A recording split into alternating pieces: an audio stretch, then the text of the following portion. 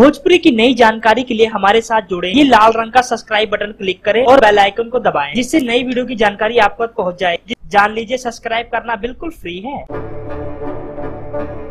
Superstar Pawan Singh की film धड़कन की शूटिंग शुरू। जी हाँ दोस्तों, बिल्कुल आप सही सुन रहे हो, फिल्म धड़कन की शूटिंग शुरू हो चुकी है। दोस्तों, जैसा कि आप लोग देख रहे हो, इस फिल्म की पूरी कास्ट इस फोटो में मौजूद है। डायरेक्टर, निर्माता और पवन सिंह के साथ फिल्म की हीरोइन।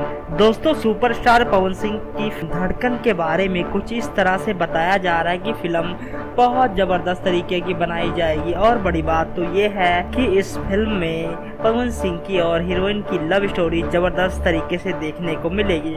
दोस्तों, बताया जा रहा है जिस तरह बॉलीवुड में सफल हुई थी फिल्म धड़कन, उस तरह भोजपुरी में भी सफल होगी फिल्म धड़कन, क्योंकि इसमें पवन सिंह है। भोजपुरी का सबसे बड़ा नाम इस फिल्म में मिलाया जा रहा है। और दोस्तों, बहुत ही जबरदस्त केमिस्ट्री देखने को मिलेगी हमें इस फिल्म में पवन और फिल्म की हीरोइन की। दोस्तों, देखने वाली बात यह हो कितना ज्यादा लोग इस फिल्म को पसंद कर रहे हैं। धन्यवाद। तेरे